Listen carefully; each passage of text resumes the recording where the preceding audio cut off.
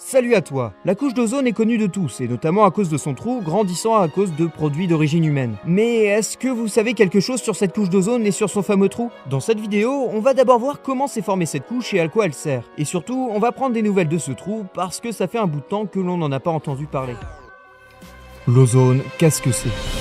D'abord, il faut savoir que l'ozone est un gaz qui est constitué de 3 atomes identiques, c'est-à-dire 3 atomes d'oxygène. Dans notre atmosphère, ce gaz est vraiment minoritaire, sauf dans ce que l'on appelle la stratosphère. Cette zone, située à peu près entre 20 et 50 km d'altitude, contient une plus grande concentration d'ozone, et c'est ça que l'on appelle la couche d'ozone. Par contre, quand on dit une plus grande concentration, ça reste de l'ordre de 10 molécules d'ozone pour 1 million de molécules composant l'air. Ouais, c'est pas ouf.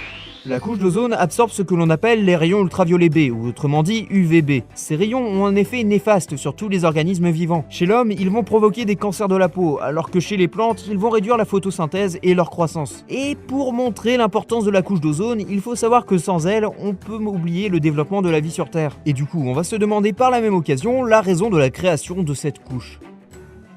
La création de la couche d'ozone. Est-ce que vous vous souvenez quand je vous ai dit tout à l'heure que l'ozone est constitué de 3 atomes d'oxygène? Eh bien, pour former une de ces molécules, il faut 2 ingrédients. D'un côté, il faut une molécule de dioxygène, composée de 2 atomes d'oxygène. Et de l'autre côté, un simple atome d'oxygène suffit. Sauf que si on remonte un peu dans le temps, on va se rendre compte qu'avant, il n'y avait pas de dioxygène dans l'atmosphère. Et à partir de là, on peut avoir l'impression d'être face à un dilemme. Car s'il n'y a pas de dioxygène, il n'y a pas de couche d'ozone. Et s'il n'y a pas de couche d'ozone, alors il n'y a pas de vie qui se développe. Sauf que l'ozone n'est pas le seul élément qui peut stopper les rayons ultraviolets. Et dans notre cas, les rayons ultraviolets B. L'autre élément qui peut stopper les rayons ultraviolets, ce sont les océans. Pour les rayons visibles du soleil, il n'y a pas vraiment de problème, ils peuvent les pénétrer en profondeur. Sauf que pour les rayons ultraviolets, c'est une autre histoire. En fait, ceux-ci vont être absorbés dans les couches supérieures de l'océan. D'ailleurs, c'est grâce à cette protection que l'on a pu voir dans un premier temps le développement de micro-organismes dans les profondeurs des océans.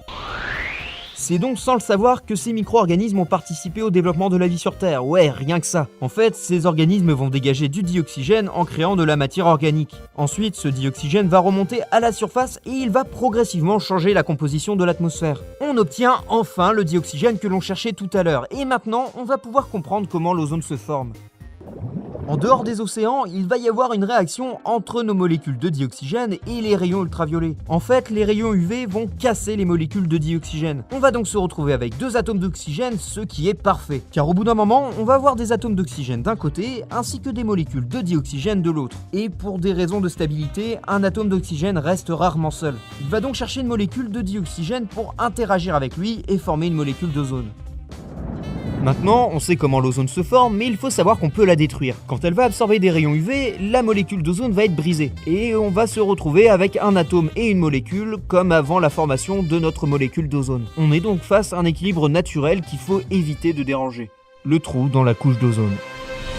Les scientifiques se sont aperçus dans les années 80 que la quantité d'ozone diminuait dangereusement. À la source du problème se trouvaient les gaz chlorés. Ceux-ci pouvaient être dans des systèmes de climatisation, des réfrigérateurs ou bien des aérosols. Et c'est seulement après la diffusion de différentes études qu'il fut démontré que ces gaz étaient bien la cause de la disparition de l'ozone.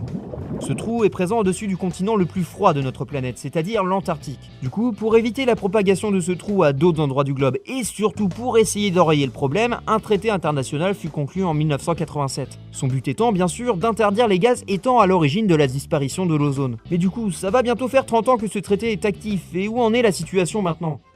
La disparition du trou. Eh bien, à en croire les études récentes, le problème est en train de se réparer. Depuis l'an 2000, le trou aurait même diminué de plus de 4 millions de kilomètres carrés. D'ailleurs, si on oublie les résultats de l'année 2015, le trou va continuer à diminuer jusqu'à disparaître en 2050. Et au passage, si les données qui datent de 2015 sont mauvaises, ce n'est pour le coup pas de notre faute. En fait, c'est la faute au volcan Calbuco qui est rentré en éruption 6 mois avant les mesures dans le sud du Chili. La couche d'ozone est donc dans la bonne voie pour guérir. Comme quoi, avec de bonnes décisions politiques, on peut arriver à quelque chose. D'ailleurs, d'ici 2030, le protocole de Montréal, qui est donc le traité international, aura évité 2 millions de cancers de la peau par an. Ouais, c'était assez urgent comme problème quand même. You say you love me, I say you crazy, we're nothing more than friends.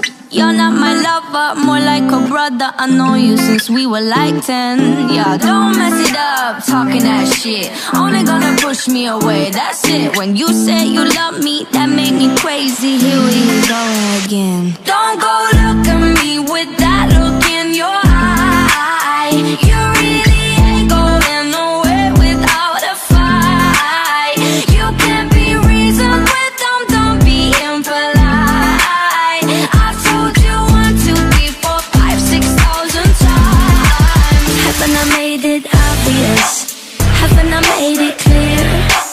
Want me to spell